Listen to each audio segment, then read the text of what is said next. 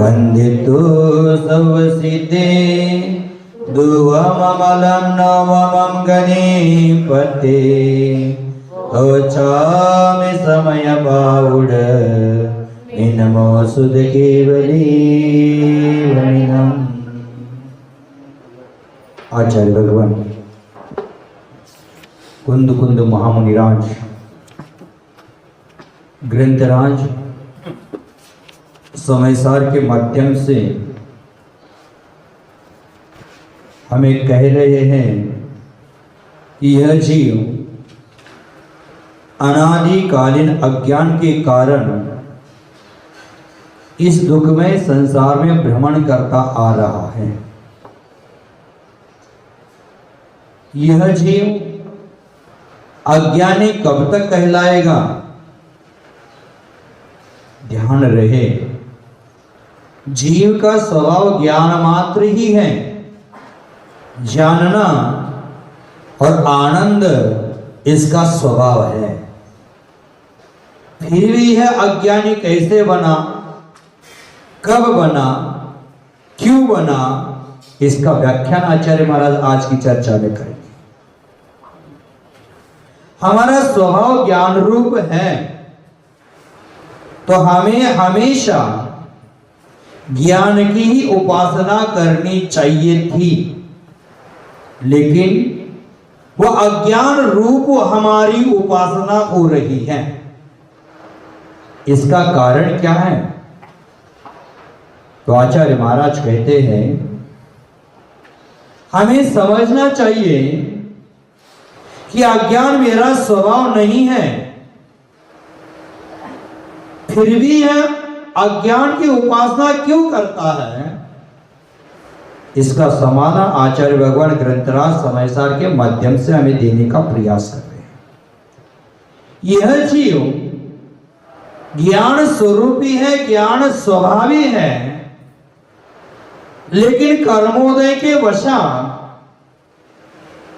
इस जीव ने संपूर्ण बाह्य पदार्थों का आश्रय लिया है, बाह्य पदार्थों को अपना मान रहा है और स्व के स्वभाव को भूल गया है। इसलिए आज का मानव ज्यादा दुखी है, और जब तक यह पर पदार्थों का आश्रय करता रहेगा तब तक वह दुखी ही रहेगा। यह जीव जब तक इस नश्वर देह से, कर्म से, नो कर्म से निराला जो अपना ज्ञान स्वभाव है और उस ज्ञान स्वभाव का अनुभव नहीं करता, तब तक इस संसार में वो दुखी ही रहेगा। बंधुओं, जब इस जीव की समझ यह हो जाती है कि मैं एक अमूर्त तत्व हूं, मैं ज्ञानघन आत्मा हूं, मैं शुद्ध ज्ञायक स्वरूपी हूं, यह जब तक भाव नहीं आता और यह भाव उत्पन्न होकर अज्ञानपने का त्याग नहीं होता, तब तक वह सम्यक ज्ञानी नहीं बनता, निज ज्ञानी नहीं बनता। और जब तक निज ज्ञानी नहीं बनता तब तक उसके जीवन में शाश्वत सुख की किरण उत्पन्न ही नहीं होती। बंधु, विचार करना है हमें, हमारे जीवन में ज्ञान का आनंद पाना है तो ज्ञानानुभव से तृप्ति रखें, और ज्ञानानुभव से तृप्ति रखने रहना ये जीव के लिए अत्यंत सुगम है, सरल है, सहज है। लेकिन जब तक आनंद स्वरूप ज्ञानानुभव से मुख मोड़ देता है, तब तक वह रास्ता सुगम नहीं, अत्यंत कठिन लगता है। इस कठिन रास्ते से मुझे आगे जाना है, अज्ञान का त्याग करना है और अपने स्वरूप का भान करना है। बंधु, ध्यान देना, जैसे हम एक ही घर में रह करके पत्नी और बच्चों से मुख मोड़ लिया जाए, तब एक घर में रहकर भी हम एक दूसरे से जुड़े रहते हैं, हमें परदेशी कहते हैं। बाह्य जगत में रहने के बराबर ही है वह। इसी प्रकार इस चेतन आत्मा से हमने मुख मोड़ लिया है, इसलिए वह अपने स्वरूप से बहुत दूर भाग चुका है, इसलिए हमारा कल्याण नहीं हो रहा है। बंधु, हमारा कल्याण विषय भोगों का त्याग करने से है, कषायों का त्याग करने से हमारा कल्याण है। आज तक हम ये सुनते भी आ रहे हैं कि कषायों का त्याग करने में हमारी भलाई है, लेकिन हमने आज तक उसका त्याग नहीं किया। आत्मा का अहित करने वाले ये विषय भोग है, विषय कषाय है, यही हमें ज्यादा दुख दे रहे हैं। इसका भान हमें होना चाहिए। बंधुओं, ज्ञात रहे, ध्यान रहे, अगर हमारे मन में न विषय कषाय जागृत हो और न क्रोधादि कषाय हो तो अपना कल्याण अवश्य हो जाएगा। जब तक हमारे अंतर हृदय में विषय कषाय भोगों के प्रति लालसा उत्पन्न रहेगी, तब तक हमारा कोई कल्याण होने वाला नहीं। बंधु, विषय कषाय करने से क्या लाभ है हमें? क्रोधादि कषाय करके हमारा लाभ क्या हुआ? सब व्यर्थ ही है। इसका विचार हमें करना चाहिए। लाभ मिलना तो दूर, क्रोधादि कषाय करने से हमारे आपसी प्रेम में दूरियां आ जाती है, स्वयं भी परेशान होता है और दूसरों को भी परेशानी में डालता है।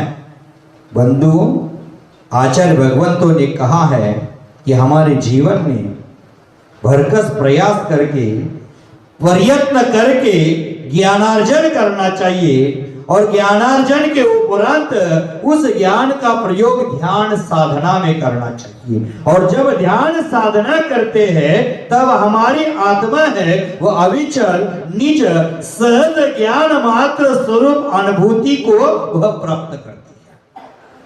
और उस अनुभूति को प्राप्त होने के बाद वहां आनंद की भी प्राप्ति होती है। वह आनंद मुझे प्राप्त करना है, तो आज हमें इतना ही सीखना है कि दुखों की जड़ है वह मोह है। खूब परख लो, जान लो, आज वर्तमान में जो जो जीव दुखी है वो मोह के कारण ही है, और जो जो सुखी है वो मोह को छोड़ने के कारण सुखी है। ध्यान रहे, हमारा मोह छूटता नहीं, पर चीज पर वस्तु पर हम मोह करते हैं, वह चीज हमसे जरूर छूट जाती है। फिर से सुन लेना, मोह हमारा छूटता नहीं, लेकिन जिस चीज पर हम मोह करते हैं वह चीज तो हमसे जरूर छूट जाती है, रहती नहीं है हमारे पास। यही तो वास्तविकता है मनुष्य जीवन की। सब यहां का यहां पड़ा रहता है और आगे की यात्रा हमें अकेली करनी पड़ती है। आचार्य भगवान आज उसी चर्चा को आगे बढ़ाएंगे और आज की गाथा कहेंगे कि यह जीव अज्ञानी कब तक रहता है? मेरा स्वभाव तो ज्ञान है, ज्ञान स्वभाव को भूल करके मैं अज्ञान रूप परिणति कर रहा हूं, वो कब तक है? अज्ञान इस जीव का कब तक रहेगा? इसके बारे में आचार्य भगवान आगे की चर्चा कर रहे हैं। उत्थानिका कहते हैं, देख लेना, अथ स्वतंत्र व्याख्यान स्वतंत्र तद यथा स्वपर 22 नंबर की गाथा की उत्तर है।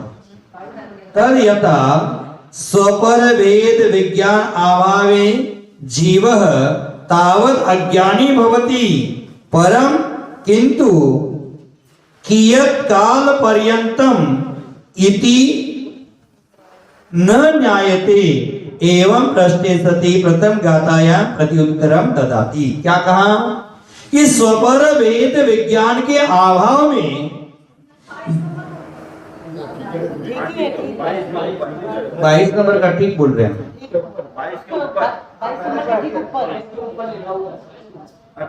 स्वपर वेद विज्ञान के अभाव में जीवः तावत् अज्ञानी भवति।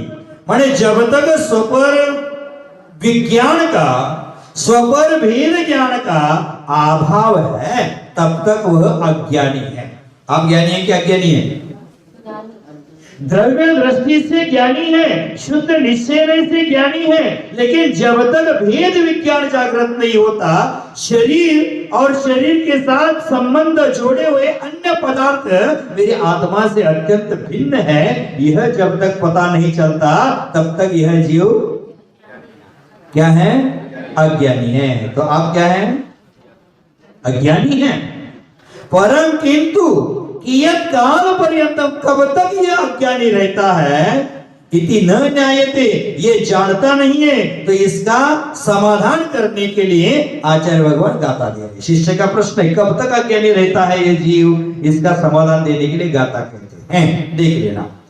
कम्मे कम्मे नो कम्मम्मी नो कम्मम्मी नो कम्मम्मी य य अहमिदी अहमिदी अहमिदी अहकम अहकम च च कम्म नो कम्मम कम्म नो कम्मम कम्मे नो कम्मम्मिह अहमिदी अहकम च कम्म नो कम्मम।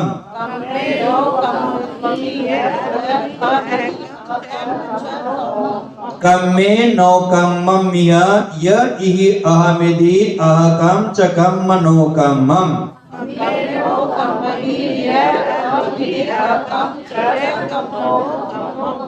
जा जा ऐसा ऐसा खलु खलु बुद्धि बुद्धि जा ऐसा खलु बुद्धि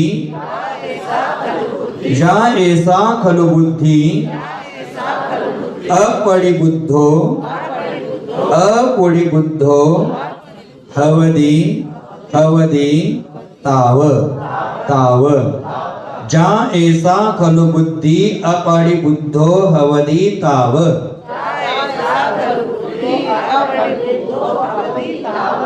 जा ऐसा खलु बुद्धि अपरिबुद्धो हवदि ताव।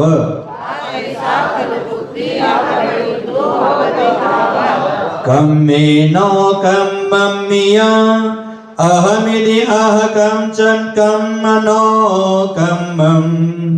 जा ऐसा खलु बुद्धि अपरिबुद्धो हवदि ताव।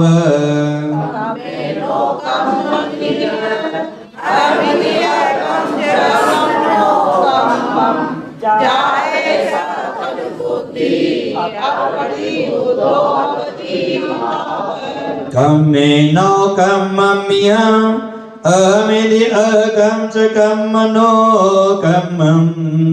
जा ऐसा खलु बुद्धि अपरिबुद्धो हवदि ताव।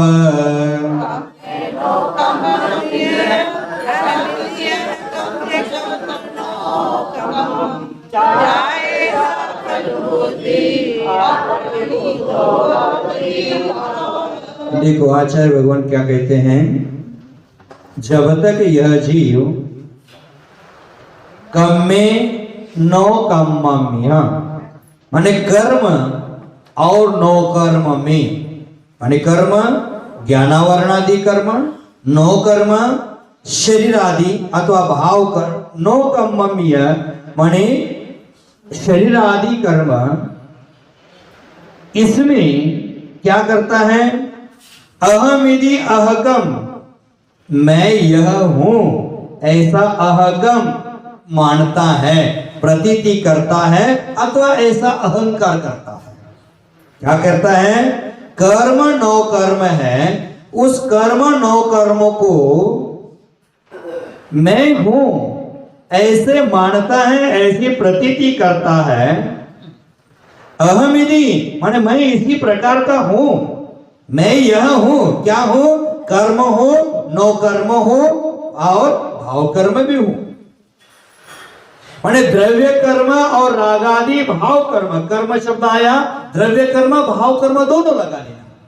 और नो कर्ममि माने उसके साथ शरीरादि नो कर्म अहम इति माने मैं, अहम माने मैं, इति माने हूं, ऐसी प्रतीति करता है।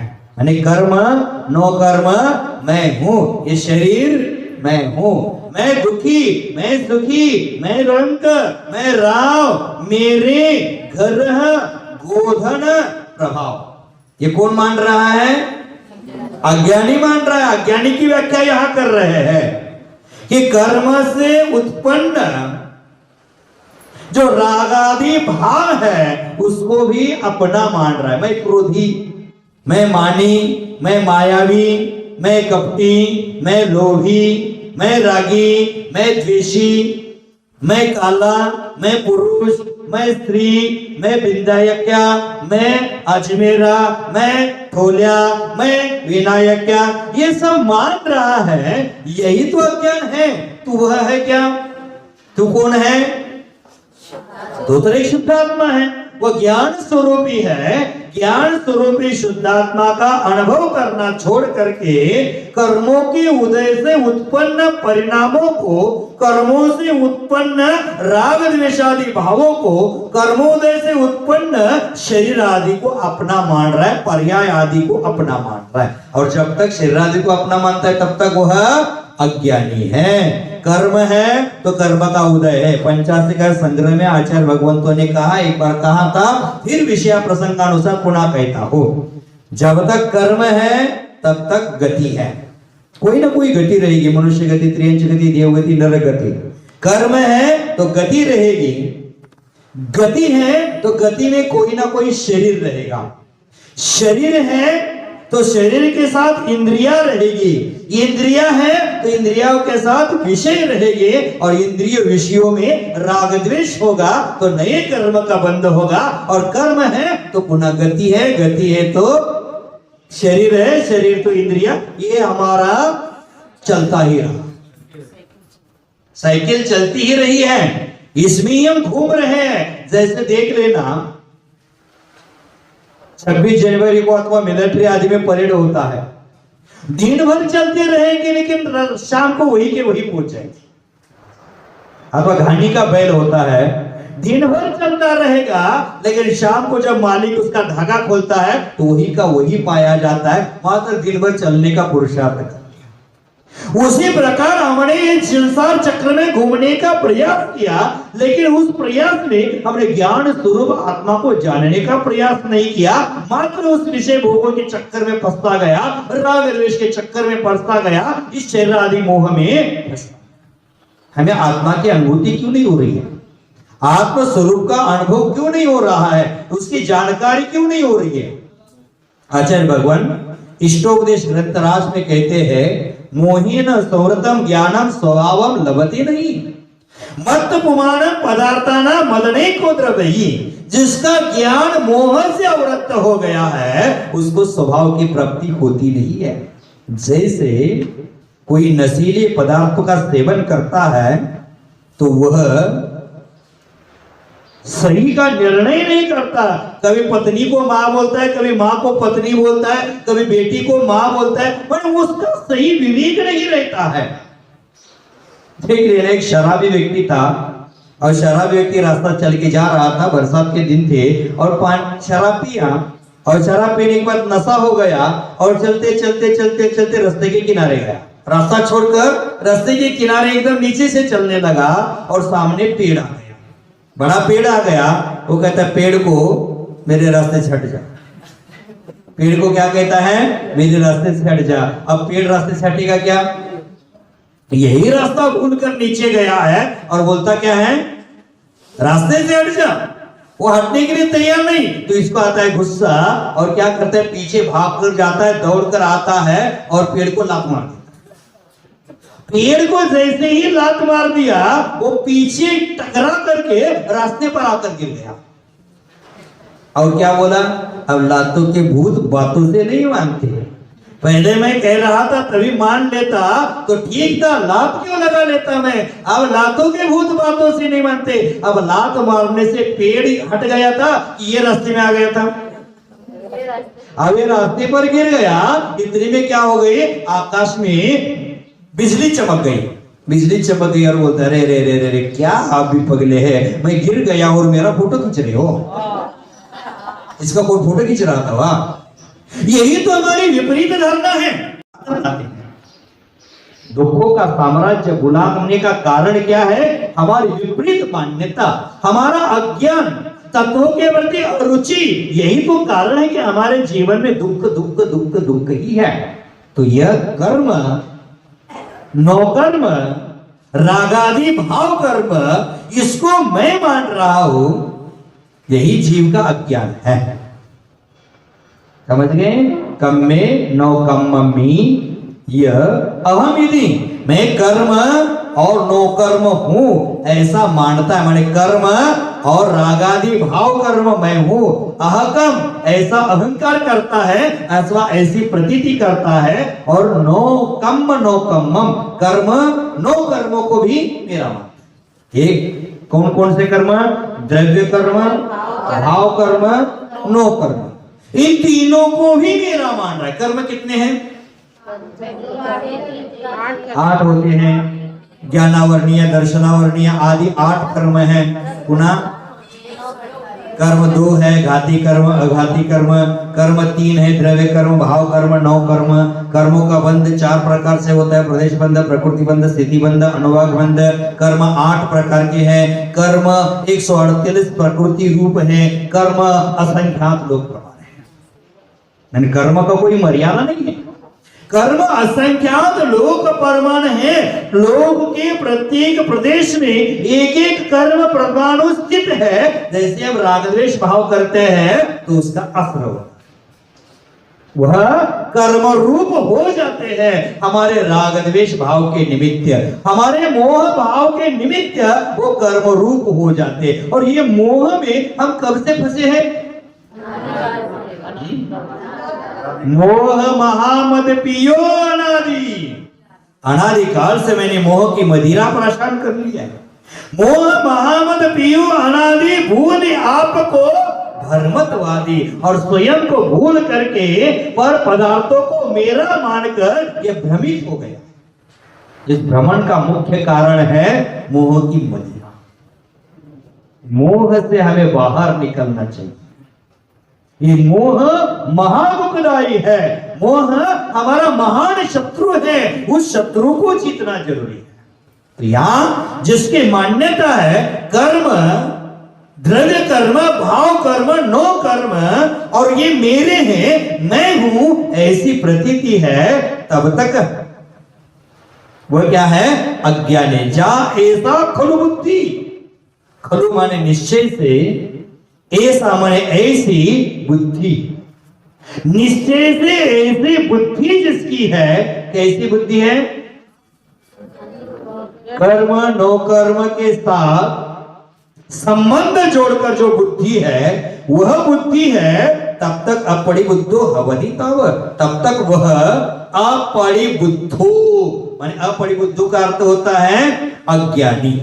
तब तक क्या रहता है? वह अज्ञानी रहता है। जब तक द्रव्य कर्म, भाव कर्म, नो कर्मों को मैं हूं ऐसी मान्यता बना लेता है, ऐसी प्रतीति कर लेता है, तब तक यह जीव अप्रतिबुद्ध रहता है, अर्थात वह अज्ञानी रहता है। अब किसको किसको अपना मानते? सबको अपना माना। कौन कहता है? पूर्णमती माता जी नव देवता की पूजन में बोलती है ना, जिनको अपना माना उनसे दुख पाया, फिर भी राग क्यों किया यह समझ नहीं आया। अब राग की आग मिटी ऐसा बल दो स्वामी, नवदेव शरण आया। सरना नहीं बोलना है। सरना का अर्थ होता है कि वो जलाने वाले होते हैं लकड़ी, उसको शरणा। नवदेव की शरण आया। क्यों शरण आया? ये राग की आग मिटे। इस राग की आग में मैं अनादिकाल से झुलस रहा हूं। राग की आग में मैं अनादिकाल से जल रहा हूं। उस राग की आग को बुझाने आया हूं। अब राग की आग कैसे बुझेगी? कौन सा फायर ब्रिगेड बुलाना है? 101 नंबर पर कॉल करना है कि 102 पर कॉल करना है फायर ब्रिगेड बुलाने के लिए? किसको? वन नॉट ना ना ना ना ना ना। जैसे पुलिस का 100 नंबर है, एम्बुलेंस का 108 है, उसी प्रकार 102 5 में कुछ हो सकता है, आप जानिएगा। मुझे उसकी जरूरत नहीं है, क्योंकि मैंने मेरी आत्मा को उस राग की आग से बचाया है और उसको बुझाने के लिए मैंने समता रूपी जल का प्रयोग किया है, रत्नत्र रूपी जल का प्रयोग किया है। वह आपको करना। हमारे अंतर हृदय में जो राग की आग लगी है, उसमें आत्मा अनादिकाल से झुलस रही है, उसको बुझाना है, उस आग को शांत करना है। तो हमारे लिए समता का जल होना आवश्यक है, समता का वैभव हमारे पास होना आवश्यक है, समता का ऐश्वर्य होना आवश्यक है। और उसके लिए हमारे लिए भूतार्थ नय से हमारे आत्मा का स्वरूप जानना भी आवश्यक है। तो यहाँ कहा अपड़े बुद्धो हवति तब तक वह क्या है? अप्रतिबुद्ध है, तब तक वह अज्ञानी है। और अज्ञान के कारण ही क्या कर रहा है? वह संसार में भ्रमण कर रहा है। हमें स्वयं को पूछना है, मैं ज्ञानी हूं कि अज्ञानी हूं? कोई आपको रख दे अनपढ़ कहीं का, अनपढ़ गवार अज्ञानी कहीं का बोलेगा तो क्या लगेगा? गुस्सा आएगा। और अभी यहां हम स्वयं को अज्ञानी बोल रहे हैं। मैंने स्वयं हमें अज्ञानी बोलने से कोई दुख नहीं हो रहा है, लेकिन दूसरा कोई अज्ञानी बोलता है तो दुख होता है। तो हम अज्ञानी है। यहाँ के किसकी लड़ाई है? अदरक वाली मैम बोलो।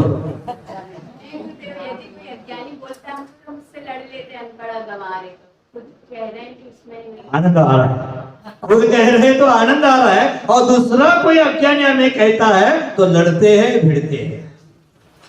ठीक है ना? हमारी विपरीत धारणा कैसी है, विपरीत मान्यता कैसी है हमारी, यह समझना जरूरी है। और यह जब तक जीव समझता नहीं है, तब तक वह अप्रतिबुद्ध ही रहेगा, अज्ञानी ही रहेगा, उसमें सम्यक ज्ञान की ज्योति प्रज्वलित नहीं हो सकती।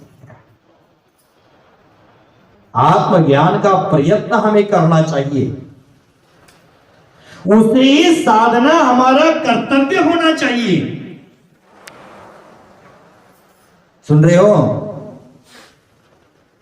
आत्मज्ञान का प्रयत्न करना चाहिए, उसे साधना हमारा कर्तव्य होना चाहिए, हमारा लक्ष्य होना चाहिए। आत्म कल्याण का उपदेश हमें ध्यान से सुनना चाहिए, मात्र कान से नहीं। हम कान से तो सुनते आ रहे हैं अनादिकाल से। हम भगवान के समोचरण में सुनने गए होंगे कि नहीं गए होंगे? वहां भी सुना, साक्षात भगवान की वाणी सुनकर भी हम राग द्वेष से दूर नहीं हुए। कितने हम कठोर आदमी हैं भाई। जैसे गेंडा होता ना, गेंडा, गेंडे की चमड़ी इतनी कठोर होती है, उस पर बंदूक की गोली भी जाती है तो टकरा कर पीछे आती है। उसी प्रकार हमारी धारणा कितनी गेंडे की चमड़ी जैसे बनी। तीर्थंकरों की वाणी भी हमारे लिए प्रभावकारी नहीं बन पाई, और घूमते घूमते हम आज यहाँ आए। और आज हमें आचार्य भगवान पुनः संदेश देते हैं कि आत्म कल्याण हमें करना है, तो आत्म कल्याण का उपदेश हमें ध्यान से सुनना चाहिए, कान से। कान से सुनते सुनते कान के होल बड़े हो गए, कान के होल बड़े हो गए, कान के छेद बड़े हो गए, लेकिन हमें कोई परिवर्तन नहीं आया। बंधुओं, ध्यान से सुनना चाहिए, क्योंकि ध्यान से सुना हुआ उपदेश कभी व्यर्थ नहीं जाता। उपदेश इस भव में कार्यकारी नहीं हुआ तो वह अगले भव में कार्यकारी हो सकता है। इसलिए आत्म कल्याण का उपदेश कैसे सुनना चाहिए? हमारा ध्यान किधर है? चावल कौन चढ़ा रहा है, कौन आ रहा है, साड़ी कैसी पहनी है, यही तो हमारा अज्ञान है अनादिकाल से। यही तो हमारी परिणति परतृप्ति में है। या कल्याण का उपदेश चल रहा है और हमारी परिणति बाहर जा रही है। हमारे विचारधारा को बाहर खींचने के लिए बहुत सारे निमित्त रूप वस्तु ये है, उसको देखकर हम भटक रहे हैं। विषय कषायों की वस्तुओं को देखकर कभी एक क्षण के लिए हमारा मन आत्म कल्याण की ओर आकर्षित नहीं होता। मान ली टीवी पर हम मूवी देख रहे हैं और मूवी देखते हुए सामने से कोई हाथ भी घुमाता है तो हमारा उस पर ध्यान नहीं होता। कोई बुलाता है तो हम सुनते भी नहीं है, क्योंकि वहां विषय कषायों को बनाने वाले विषय चले हैं। वहां हमारा ध्यान इधर उधर भटकता नहीं और यहाँ आत्म कल्याण की बातें चल रही है और हमारा ध्यान, यही तो अप्रतिबुद्ध है, यही तो अज्ञान है, यही तो विपरीत मान्यता है, यही तो मिथ्यात्व है, दूसरा कुछ नहीं है मिथ्यात्व। तो आत्म कल्याण का उपदेश ध्यान से सुनना चाहिए। इस भाव में नहीं तो अगले भाव में भी वो कार्यकारी हो सकता है, उनका अनुभव हो जाता है। तो उपदेश सुनने से क्या लाभ है? आत्म कल्याण का उपदेश सुनने से लाभ क्या है? हम व्यापारी है ना, हमें लाभ चाहिए। वस्तु तत्व का उपदेश सुनने से, सुने हुए उपदेश का चिंतन मनन करने से शरीर और आत्मा में भेद विज्ञान का अनुभव हो जाता है और वही अनुभव से जीव ज्ञानी बन जाता है। शरीर और आत्मा में जब तक भेद नहीं करते तब तक हम अज्ञानी समझते। हम यहां चोट लग गई, किसको लग गई चोट? लेकिन बोलते क्या है? रोटी सेकते समय हाथ जल गया, मेरा हाथ जल गया। तो ये जब तक है ना विचारधारा यह है तब तक हमें दुख है। व्यवहार से जला तो आपका ही है शरीर, लेकिन निश्चय की चर्चा आचार्य भगवान समय सार ग्रंथराज में करते हैं तो ये मेरा नहीं है। जल गया तो मेरा नहीं। जिसने किसी ने मात्र आपको गाली दी तो क्या समझते हैं? मुझे गाली दी, मुझे गलोच कर दी, मुझे गाली गलोच कर दी, गुस्सा आता है कि नहीं आता? विवेकानंद जी का उदाहरण मुझे याद आता है। विवेकानंद जी जहाज में बैठकर विदेश जा रहे थे और विदेश जाते समय उस जहाज में और भी अन्य देशीय लोग बैठे थे। वह भारत देश को गाली गलौज कर रहे थे अथवा विवेकानंद जी को गाली गलौज कर रहे थे। हे गाली गलौज, हे ऐसा है वैसा है फलाना है टिकामा है, बहुत गाली गलौज कर दी। तो विवेकानंद जी ने कहा अरे अरे अच्छा हो गया, तूने मुझे गाली गलौज कर दी, ये ले 50 रुपए बख्शिश में ले ले। अब जो गाली गलौज करता है उसको 50 रुपए बख्शिश में देगा तो अच्छा लगेगा, मान लगेगा, सम्मान लगेगा कि अपमान लगेगा? वो लिया नहीं, बोला कहीं 50 रुपए बख्शिश दे रहा है, आपकी फितरत की ऐसे फलाना टिकामा। तो बोला ठीक है, नहीं लेना है तो छोड़ दो, अपने जेब में रखा। क्या कर दिया? अपने जेब में रखा। आधा एक घंटा निकलने के बाद विवेकानंद जी उस व्यक्ति को बोलते हैं अरे 10 मिनट पहले, आधा घंटा 1 घंटा पहले मैंने तुझे 50 रुपए दिया था, मुझे पीछे दे, मुझे पीछे। बोलते मैंने कब लिया? मैंने तो लिया ही नहीं। मैंने लिया नहीं तो आपके 50 रुपए आपने अपनी जेब में रखे, देख लेना। तो विवेकानंद जी जेब में रखे, अरे हाँ 50 रुपए मेरे पास है, गलती हो गई। तो उस समय कहते हैं कि मैंने 50 रुपए तुझे दिए, तूने लिए नहीं, तो 50 कहाँ रहे? मेरे पास ही रहे। उसी प्रकार तूने मुझे गाली दी, मैंने ली ही नहीं, तेरी गाली तेरे पास रही। तो उसी प्रकार हमें कोई गाली गलौज करता है तो हम लेते क्यों है? जब तक हम लेंगे नहीं तब तक राग द्वेष होगा नहीं, और राग द्वेष नहीं होगा तो अपने ज्ञान स्वभाव को हम भूल नहीं सकते। क्या करना है? लेना है क्या? हम लेने के लिए तो बैठे ही है महाराज, हम तो लेने के लिए बैठे हैं।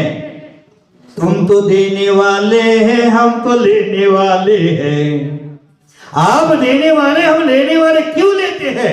अगर नहीं लिया तो राग द्वेष होना कोई जरूरी नहीं। मैंने आप कहा, सभा में कहा सुभाष जी बहुत गंदा आदमी है, सुभाष जी ऐसा है, सुभाष जी वैसा है, ऐसा बोला तो सुभाष जी कल से आना छोड़ देंगे। महाराज सभा में मुझे बोल दिए। तूने लिया क्यों? तू अकेला सुभाष है क्या? मैंने सुभाष चंद्र बोस को बोला होगा, तो अकेला सुभाष है क्या जगत में?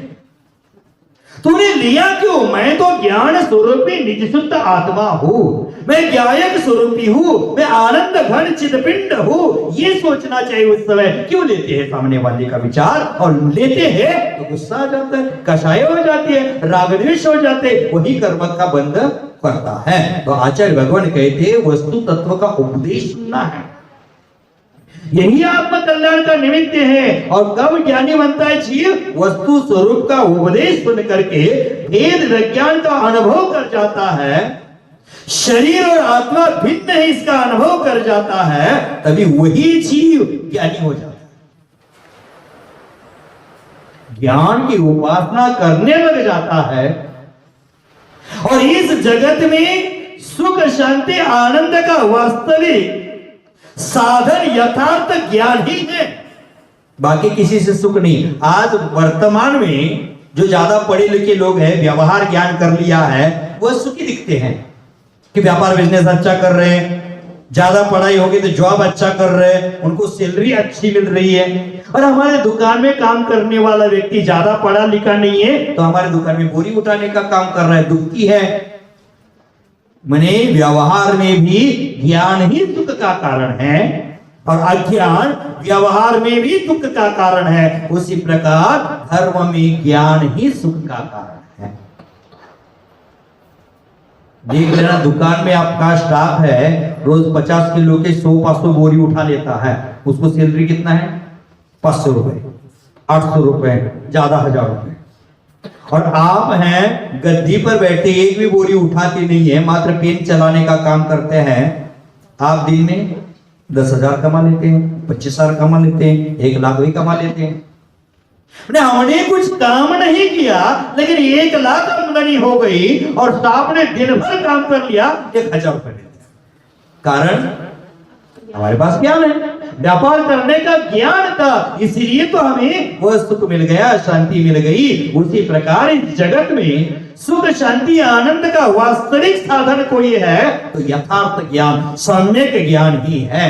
और जिसके पास आत्मज्ञान है, सम्यक ज्ञान है, उसके पास जगत की सारी निधियां उसके पास है, समझ लेना। जो चक्रवर्ती के पास थी उससे भी ज्यादा निधि कोई है तो ज्ञान की निधि। उस ज्ञान निधि को प्राप्त करने के लिए चक्रवर्ती ने बाह्य निधियों का भी त्याग कर दिया था, बाह्य संपदा का त्याग कर लिया था। माने जिसके पास आत्मज्ञान है उसके पास क्या है? सब निधियां हैं, 3 लोगों की संपत्ति है, समझ लेना। आत्मज्ञान सुख का साधन है, अविचल आनंद का मार्ग है। जीव अविचल हो जाता है तब उसे कोई आकुलता व्याकुलता सताती नहीं है, वह निराकुल हो जाता है। ध्यान रहे, विषयों के सुख में, इंद्रियों के सुख में आकुलता होती है और वह आकुलता बहुत दुखदायी होती है। आत्मज्ञान में निराकुलता होती है और वह अनंत सुख का साधन बनती है। इसलिए हमें ये भेद जानकर मोही जीव को मोह छोड़ना चाहिए। क्या करना चाहिए? छोड़ोगे क्या? महाराज अभी मोह का नशा उतरा ही नहीं है। शराब का नशा 4 घंटा में उतर जाएगा, लेकिन मोह का नशा अनादिकाल से अभी तक उतरा नहीं है हमारा। आत्म कल्याण की बातें सुनना चाहिए, सुनने के बाद उसका चिंतन करना चाहिए, मनन करना चाहिए और धारण करना चाहिए, तब जाकर आत्म कल्याण हो जाएगा, तभी जाकर हमें शाश्वत सुख हो जाएगा। मात्र चिंतन मनन से भी काम नहीं होगा। क्या करना पड़ेगा? धारण भी करना पड़ेगा, आचरण भी करना पड़ेगा, तभी सुख मिलेगा। तो क्या कहा आचार्य भगवंतों ने? क्या कहा? क्या कहा? क्या कहा महाराज? आप भी जाने, हमें क्या लेन देन उससे। धीर ज्ञान करना है, वो सुख का साधन है। लेकिन यह व्यक्ति अज्ञानी कब तक है? जब तक कर्म, द्रव्य कर्म, भाव कर्म, 9 कर्म को मैं मानता हूं, वह मैं हूं, इसी प्रकार की मान्यता बना लेता है, यह बुद्धि जब तक है तब तक वह अप्रतिबुद्ध है, अज्ञानी है। हाँ, क्या कहते हैं? नौ कर्म में इसी प्रतीति करने के बाद उदाहरण क्या दिया? यथा घटे वर्णादयो गुणा, जैसे घट में वर्णादि गुण है। घट माने मट्टी का घड़ा समझ लेना, उसमें वर्णादि गुण है। माने घट में क्या क्या है? स्पर्श, रस, गंध, वर्ण, उसमें भी है। ये चौकी में स्पर्श, रस, गंध, वर्ण है। इस घड़ी में स्पर्श, रस, गंध, वर्ण है। इस आत्मा में हाँ, ये ध्यान रखना, स्पर्श, रस, गंध, वर्ण आत्मा में नहीं, ये पुद्गल के लक्षण है। तो यहाँ घटादि वर्णादयो गुणः, घटाकार परिणति, माने घट में वर्णादि गुण है, वो घट के आकार में परिणत हो जाते हैं। उसी प्रकार प्रतीति करना क्या? घटादि वर्ण घटाकार परिणति पुद्गल स्कंदः, वो पुद्गल के स्कंद होते हैं। वर्णादिषु च घट इति भेदेन, वर्णादिक में जब तक घट इस प्रकार की अभेद प्रतीति होती है, माने घटा में जैसे माने मट्टी का, कीचड़ का क्या बोलते हैं, मिट्टी का क्या, गीली मिट्टी है, और गीली मिट्टी में भी वर्णादि है। घड़ा बना दिया, उसमें भी वर्णादि है। घटाकार वर्णादि बन गए, उसको घटाती को वर्णाकार बन गया, तो उसमें अभेद रूप से प्रतीति मान लेना। घट में वर्ण अलग है, रस अलग है, गंध अलग है, सब अलग अलग है, लेकिन उसको एक रूप मान लिया। उसी प्रकार हमारी आत्मा अलग है, कर्म अलग है, नौकर्म अलग है, भावकर्म अलग है, फिर भी मैंने उसको एक में, ये हमारी क्या हो गई? मिथ्या धारणा। ज्ञानी पुरुष होता है, दूध में पानी मिलाया तो कहता है दूध है और पानी दोनों का मिश्रण है, लेकिन अज्ञानी उसको दूध कहता है। समझ गए? क्या समझे? अज्ञानी उसको क्या कहता है? दूध कहता है, और ज्ञानी क्या कहता है? उसमें 40% पानी है, 60% दूध है। अगर ज्यादा मिलाए तो 70% पानी है, 30% ऐसे ही बोलेगा। एक ज्ञानी का लक्षण है। अज्ञानी क्या करता है? दूध है बोलता है। उसी प्रकार ज्ञानी का लक्षण है कि आत्मा है और कर्म है, ये भिन्न भिन्न है, और अज्ञानी कहता है मेरे कर्म है, मैं कर्म का हूं, मेरे पिताजी हैं, मैं पिताजी का हूं। देख लेना, बचपन में बच्चे झगड़ा करते हैं, मम्मी मेरी, मम्मी मेरी, मम्मी मेरी, और शादी ब्याह होती है, अलग होना है तो मम्मी तेरी, मम्मी तेरी, मम्मी तेरी। ये तेरी मेरी का ही चक्कर है भाई। रावण मंडल ने 4 लाइन क्या गाई, उसी में संसार है सब, उसी में समझदार है सब। ये तेरी मेरी के चक्कर में उलझे हुए हैं, और ये तेरी मेरी में ही दुख है। तो देख लेना, घटादि की वर्णादि है, उसको अभेद ने उस प्रकार मानता है। जहां यावत कालम, जब तक जितने काल तक ऐसा मानता है, ऐसा प्रत्यक्ष भूता, ऐसी प्रतीति करता है, ऐसा मानता है, तब तक क्या हो जाता है? खलु माने वास्तव से, निश्चय से, स्फुटम माने वास्तव निश्चय से, बुद्धि तथा कर्म नो कर्मणा सह शुद्ध बुद्ध एक स्वभाव जिन परमात्मा वस्तुनः ऐक्य बुद्धि, क्या कर दिया? ऐसी बुद्धि बनी है। कैसी बनी है? कर्म नो कर्मणा सह, माने कर्म नो कर्म के साथ शुद्ध बुद्ध एक स्वभाव जिन परमात्मा वस्तुनः एक बुद्धि, माने दोनों ही एक बुद्धि कर लिया।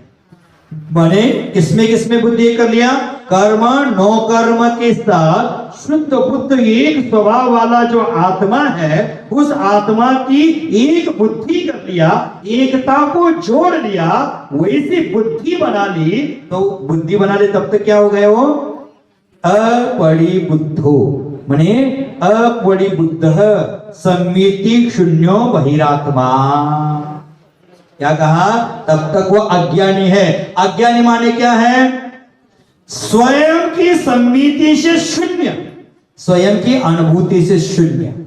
निजात्मा का अनुभव बिल्कुल नहीं है। निजात्मा के अनुभव से शून्य वह कौन है? बहिरात्मा है।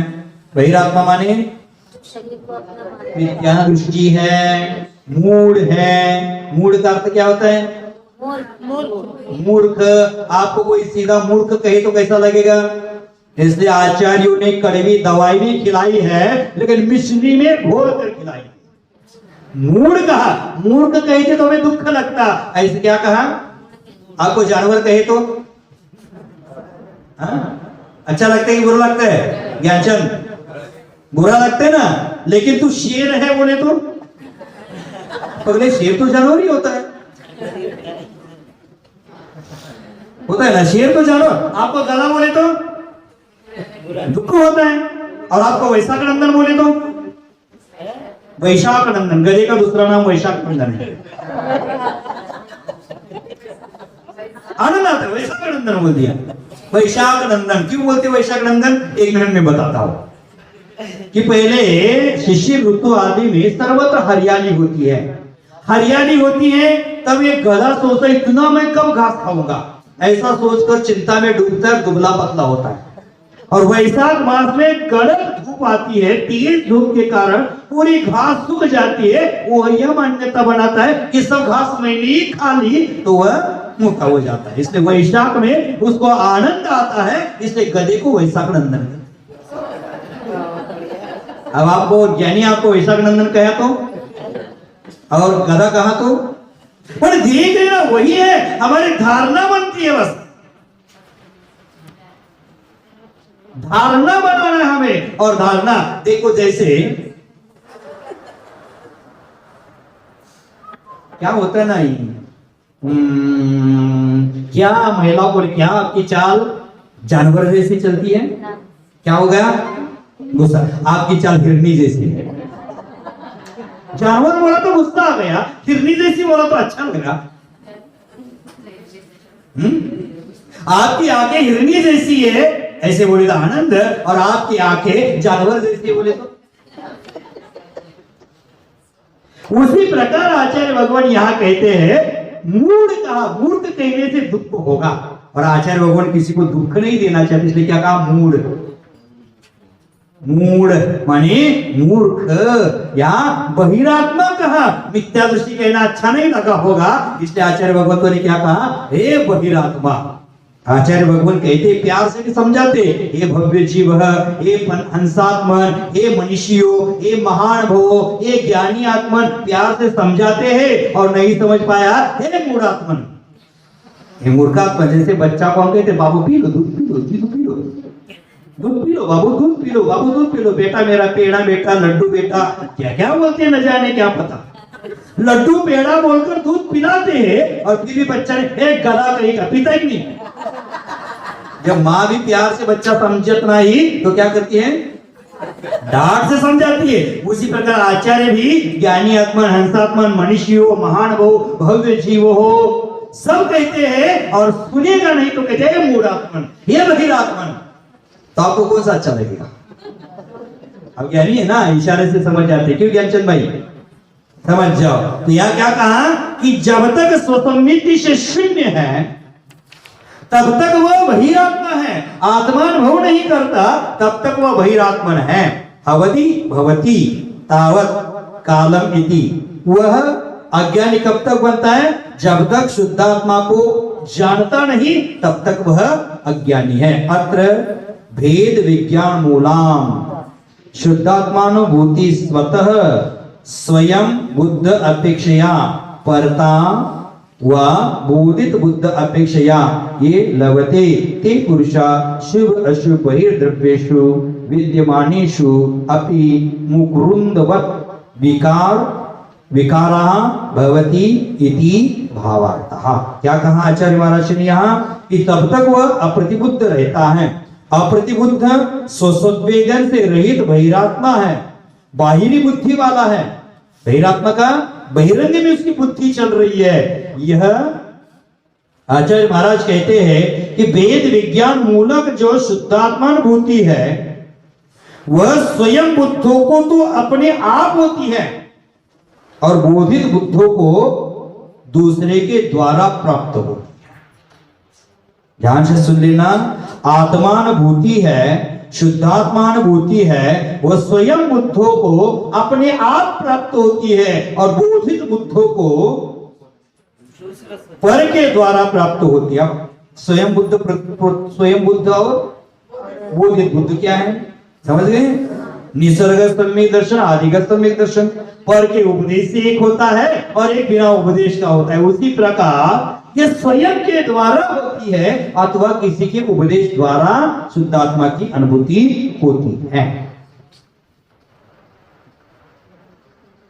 जब यह शुद्धात्मानुभूति जिसको प्राप्त होती है, वे जीव संसार के विद्यमान शुभाशुभ बाहरी पदार्थों में, देखा, लभंते माने बोधित बुद्ध अपेक्षा लभंते माने वो प्राप्ति हो गई शुद्धात्मा की। ते पुरुषा शुभाशुभ बहिर्द्रव्येषु विद्यमानेषु माने शुभ अशुभ बहिर्द्रव्य में, बाह्य पदार्थ में, अर्थात आत्मा से भिन्न पदार्थों में क्या है, मुकुरुंदवत विकारा भवति इति।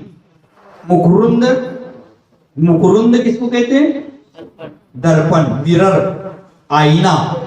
मुकुरुंदवत विकारा भवति इति भावार्थः, माने मुकुरुंदवत दर्पण के समान निर्विकार होकर रहते हैं। अब दर्पण का उदाहरण क्यों दिया? दर्पण है, दर्पण के सामने आग की लपेटें आ गई, दर्पण गर्म हो गया। दर्पण के सामने पानी का झरना आ गया, वो ठंडा हो गया। आप दर्पण के सामने गए, वो खुश हो गया। मैं दर्पण के सामने गया, वो दुखी हो गया। नहीं, जो आ रहा है जा रहा है उसमें वो विकार भाव को प्राप्त नहीं होता है। उसी प्रकार आत्मा है, उसके सामने कर्मोदय के निमित्त राग द्वेषादि भाव हो रहे हैं, लेकिन उसमें वह विभाव भाव रूप परिणत नहीं होते। इतना सुंदर किया उदाहरण समझ। जब विकारी भाव होते हैं तभी दुख है।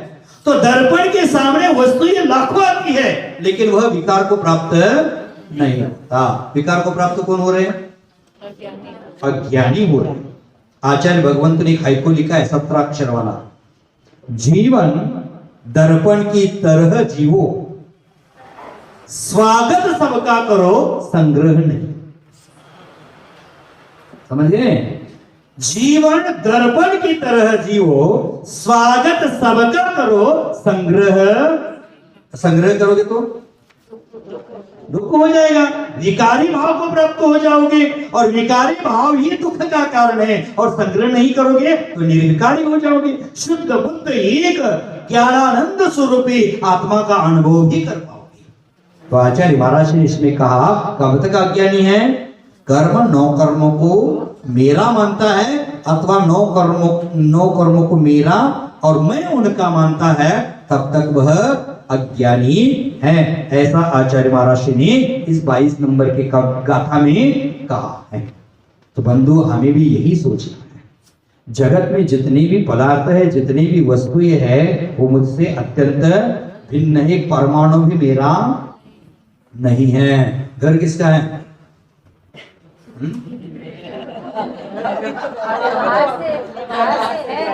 अरे कब तक व्यवहार के झूले में झूलते रहोगे? व्यवहार का पंगु गाड़ा, व्यवहार का वॉकर लेकर कब तक चलोगे? अब चलना आ रहा है, अब क्या करो? अपने बलबूते तो चलो, अब दौड़ लगाओ, अब दौड़ लगाओ। ये समझदार की भाषा है ना। ये सोए हुए को जगाती है, जागे हुए को उठकर बैठाती है, जो बैठा है उसको खड़ा कर देती है, और जो खड़ा है उसको मोक्ष की ओर दौड़ा देती है। ये समझदार की भाषा है। आप इसमें से कहा सोए हैं, बैठे हैं, खड़े हैं कि दौड़ने के लिए तैयार हो गए? क्या है? सोए हैं कि जागे हैं कि उठकर बैठे हैं कि दौड़ने के लिए तैयार हैं?